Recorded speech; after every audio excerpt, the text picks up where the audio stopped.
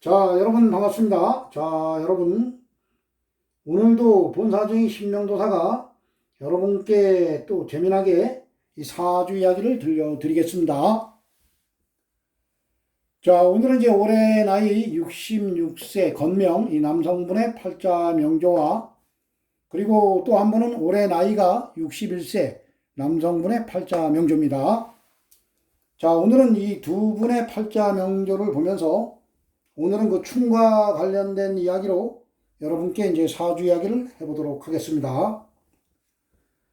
자, 여러분들이 이제 보시는 바와 같이 이 두 분은 일주가 똑같습니다. 계사일주고 이분도 계사일주입니다. 자, 계사일주분들은 이 사화, 지지의 사화가 천을귀인입니다. 자, 근데 이 두 분이 2019년 기해년에 일지를 똑같이 충을 맞았죠. 사해충을 맞았죠. 사해충. 자, 이분도 사해충을 맞았습니다.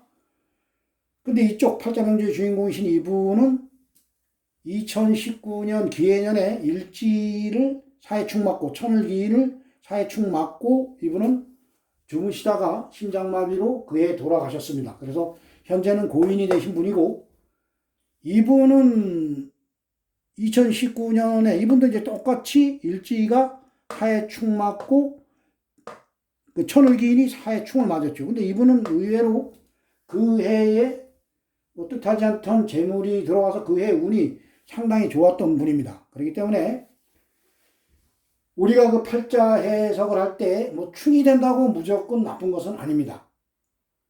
그러니까 우리가 이제 그 팔자를 볼 때는 이 팔자 여덟자 이분이나 여러분들의 팔자 여덟자의 기운은 태어나는 순간에 그 우주 만물의 기운입니다. 그렇기 때문에 탁 하늘로부터 부여받는 우주 만물의 기운이기 때문에 그 팔자 여덟자의 기운은 바꿀 수가 없습니다. 이거는 여러분들이 팔자를 바꿀 수는 없습니다. 저나 여러분들이나 이분들이나 팔자 여덟자는 바꿀 수 없지만은 이 흘러가는 대운과 그리고 한 해 한 해 흘러가는 세운 그리고 월운 이름에 따라서 이 팔자 여덟자의 기운은 변화를 일으키면서 반드시 이제 살아서 움직입니다. 그래서 그 우리 눈에 보이지 않는 기운을 이 부호 이렇게 한문으로 표시해 놓은 겁니다. 그래서 어떤 분들은 뭐 자연에 빗대어 사주 해석을 하시는 분들도 있는데 이 팔자 여덟자의 기운, 오행의 기운, 그 힘의 균형, 그 기운을 여러분들이 잘 파악을 해내시면은 좀 더 사주 해석을 쉽게 할 수가 있습니다. 자, 그래서 이분이 왜 이제 그 해에 일지를 충을 맞고 돌아가셨는지 이러한 것을 지금부터 한번 보도록 하겠습니다. 자, 이분은 왜 그 해에 일지 충을 맞고 오히려 재물이 들어왔는지 이러한 것을 이제 오행의 기운, 오행의 힘의 균형을 보시면은 얼추 다 알아낼 수가 있습니다. 자, 이분은 이제 태어난 월지, 태어난 계절을 보면은 축월에 태어나셨습니다. 자, 축월은 동물로는 이제 소달이고 이 사주명리학에서는 해자축, 해달이 이제 돼지달, 그리고 이제 자달이 쥐달입니다. 그리고 축달이 소달인데 해자축 이 세 개의 달을 이제 겨울로 봅니다. 겨울은 차가운 수의 계절입니다. 자, 근데 오행으로 보면 이 축이 토지요, 토. 그래서 토국수를 한다 이렇게 보시면 안 돼요. 이게 뭐 편관이다, 나를 극을 한다 이렇게 보시면 안 됩니다. 이 월지만큼은 이 축을 수로 보셔야 됩니다. 우리가 보면 겨울에 해달, 자달보다 축달이 가장 춥습니다. 여러분들 축월에 바깥에 나가 보십시오. 축월이 가장 추운 달이고 여름에는 이제 지금이 4달이죠. 다음 달이 5달이고 그 다음 달이 미달입니다. 그럼 4, 5, 미달이 가장 덥습니다. 그래서 미가 또 올지에 있을 때 또 화의 기운으로 보셔야 됩니다. 그래서 이분은 해자축, 축월, 겨울에 가장 추울 때 축월에 태어나셨기 때문에 수의 기운이 강한 그러한 계절에 하늘로부터 계술관을 부여받고 이 세상에 오셨기 때문에 이 계수가 수의 계절에 태어나. 그래 여기 뿌리가 있는 겁니다. 뿌리가. 그러니까 이 계수가 힘이 강한 거죠. 그리고 태어난 시간을 보면은 개해시에 태어났습니다. 해시. 겨울에 해시와 자시가 또 가장 춥잖아요. 그리고 수의 기운이 가장 왕성합니다. 그래서 이 시간에도 개해, 이 수의 기운이 강하죠. 그러니까 겨울에 수일간으로 태어났고 수가 강하니까 팔자를 보면 한 60%에서 70%가 수의 기운입니다. 수의 기운. 수의 기운이 무지하게 강하죠. 자, 그러니까 이러한 팔자 명조는 목화를 써야 됩니다. 목화를 써야 되는데 이분이 다행히 운을 보면은 임묘진, 이 대운을 볼 때는 지지의 큰 흐름을 보면은 임묘진, 목과 화의 기운으로, 그러니까 봄과 여름으로 대운이 쭉 왔죠. 오히려 이분이 재물운은 더 좋죠. 재물운이. 이게 목화로 왔으니까. 자, 그래서 이분들 두 분들이 보면은 이 흘러가는 대운이 이 똑같이 비슷하게 갑니다. 이렇게 보면은. 이분은 수의 기운이 강하고 이 사주는 이제 화의 기운이 강한 사주입니다. 그래서 이분은 화의 기운이 강한데 인묘진, 목화로 갔기 때문에 금전적으로는 이분은 상당히 어렵게 사는 분이죠. 자, 근데 이 사화를 아주 소중하게 써먹는 그러한 분입니다. 이 천을기인을 소중하게 써먹는 분이죠. 근데 사주 원국에서도 사해충을 때리잖아요. 여기 시지에 보면 사해충을 때리죠. 근데 여기 세운 2019년도에 해수가 들어오면서 여기 또 때려버린 거예요. 그러니까 이제 사화가 무너진 거죠. 그렇다고 이제 뭐 또 그러겠죠.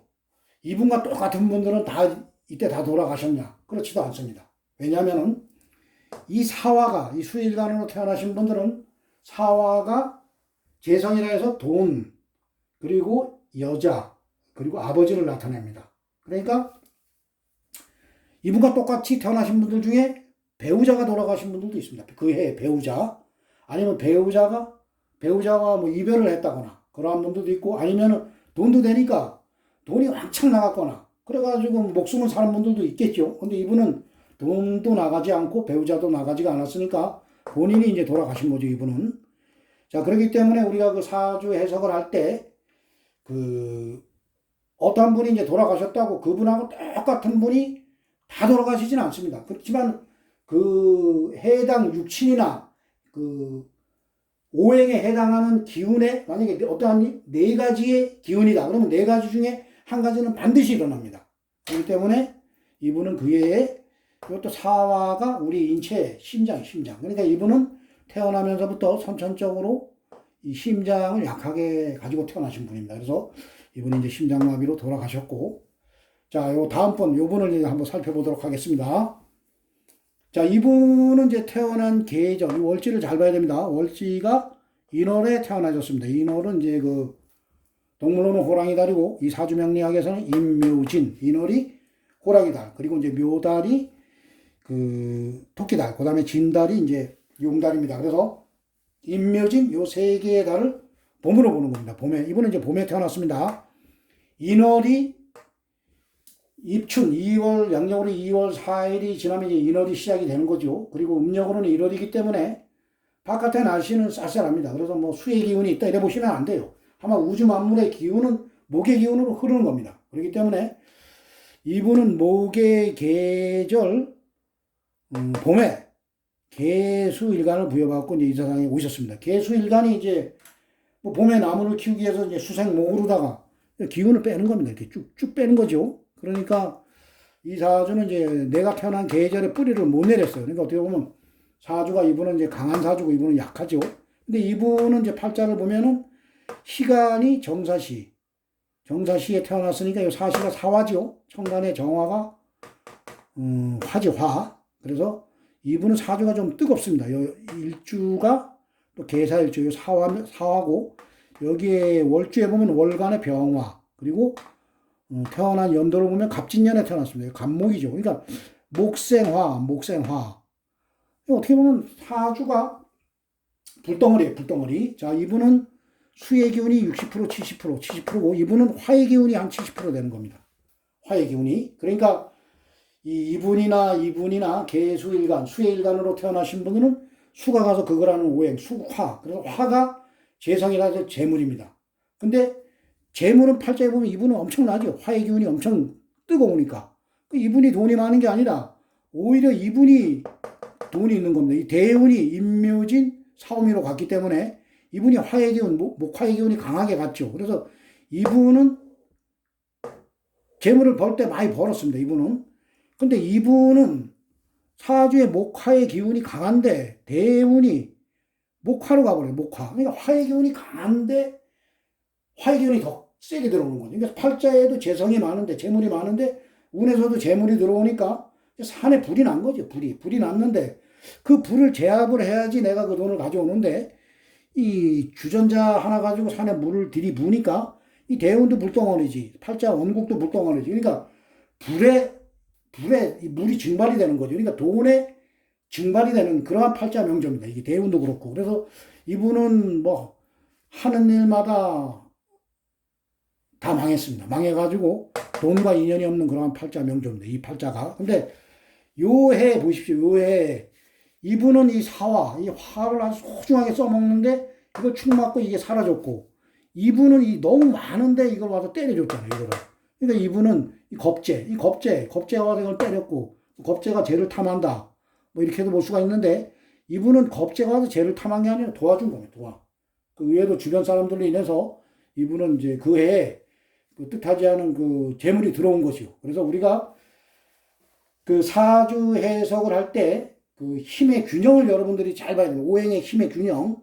그래야지만 그 사주 해석을 쉽게 할 수가 있습니다. 그리고 또 대운을 살펴보시면은 여기 이제 신미대운이죠. 이분이 이제 5년 전에 돌아가셨으니까 이 돌아가셨을 때가 61세니까 대운이 여기입니다. 58에서 68, 요 상간에 10년 대운이니까 요 신미대운이고 이분은 61세니까 기해년이면 56세죠. 그러니까 대운이 지금은 57대운인데 대운이 안 바뀌었으니까 요 대운입니다. 요 신미대운. 똑같은 게 신미대운이잖아요. 신미대운인데 이분은 요 천간의 신금이 흉신을 잡아줬잖아요. 그러니까 합을 이래서 봐야 되는 겁니다. 요 합을 보면 흉신, 병신합보다 요 잡아줬죠. 근데 이분은 물론 금생수, 수생목으로도 가지만은 이분 같은 경우에는 제가 보기에는 이 세운에 따라서 오름에 따라서 이 수시로 이게 내가 이거 목도 써먹어야 되는 팔자인데 이게 그냥 을신 충을 해버린 겁니다. 그러니까 이분은 목화의 기운이 여기서 무너지는 거죠. 여기 58대운에서 무너지는 거고 이분 또 이제 12운성으로 보면 미토가 이 개수의 묘지예요. 묘지. 근데 이분은 이제 운이 안 좋아가지고 묘지로 들어가신 거고 이분도 이 대운에서 묘지로 들어갈 뻔했죠. 이분이 이제 정유년에 이분 같은 경우는 이 정화가 뜨면 이거 아주 독입니다. 독. 이게 정계충이라 가지고 이 개수가 일 것 같죠. 이 전체적인 화의 기운이 강하기 때문에 이 개수는 정화가 뜨면 아웃입니다. 아웃. 그래서 정유년에서 양쪽에서 정계충을 맞고 유금이 들어오면서 뭐 사유합금으로 간 게 아니라 유금이 그냥 녹아버린 겁니다. 녹아버렸어. 그래 이분은 선천적으로 화의 기운이 강하니까 화극금을 하잖아요. 화극금. 그러니까 그 금이 우리 건강에 그 폐입니다. 폐. 이분은 그래 선천적으로 폐가 약하게 태어나신 분이고 이분은 수의 기운이 강하니까 수국화를 하죠. 그래서 선천적으로 심장을 약하게 가지고 태어나신 분입니다. 똑같은 계사일주지만은 그래서 일지를 축 맞을 때 이렇게 보면 한 분은 좋아지고 한 분은 그 운에 돌아가시고 그렇기 때문에 충이라고 무조건 나쁜 게 아닙니다, 여러분들. 그래서 그 충을 맞았을 때 나에게 소중한 오행 길신을 충을 맞으면 그 해에는 운이 안 좋고 그리고 그 흉신을 충을 맞았을 때는 상당히 좋습니다. 아까 얘기하다 말았는데 이분이 정유년에 그래서 정계충 맞고 유금이 녹으면서 이분도 그때 당시 묘지로 들어갈 뻔했죠. 그래서 빨리 그래도 다행히 빨리 그 대학병원 큰 병원으로 가가지고 산소 호흡기를 차고 완전 뭐 숨이 끊어지기 일보 직전에 그래도 살아났어요. 이분은 이제 어떻게 보면은 대운에서 그래도 천간에 흉신을 잡아주고 그리고 이분 같은 경우는 여기서도 사해충을 때려버리고 그리고 이 신금이 대운에서 이것도 써먹는 글자인데 이걸 때려버리고 그러니까 내가 써먹는 글자가 다 두드려 맞으면서 이분은 운명을 달리하신 것 같습니다. 그래서 우리가 사주 해석을 할 때 여러분들이 그 충을 볼 때 무조건 충이 나쁘다. 그리고 합이 무조건 좋다. 합도 내가 소중한 오행으로 써먹는 것이 합이 돼서 묶여버리면 안 좋습니다. 그 해에. 근데 흉신을 합을 할 때는 상당히 좋습니다. 그래서 오늘은 여러분께 우리가 팔자 해석을 할 때 충과 합, 그러니까 충은 무조건 나쁘고 합은 무조건 좋다. 이렇게 팔자를 보지 마시고 어떠한 오행의 힘의 균형을 보시면서 이 힘의 균형에서 이게 나중에 나에게 소중한 오행으로 쓰이는 게 충을 하면 그에 안 좋고 또 흉신이 충을 할 때는 그에 상당히 좋은 운이다. 여러분들도 이렇게 이해를 하시면서 사주 해석을 하시면은 힘의 균형을 분석하시면은 누구나 이제 쉽게 사주 해석을 할 수가 있습니다. 자, 오늘은 본사진 신명도사가 여러분께 충과 관련된 이야기로 재미나게 사주 이야기를 해드렸습니다. 자, 이상 마치겠습니다. 감사합니다.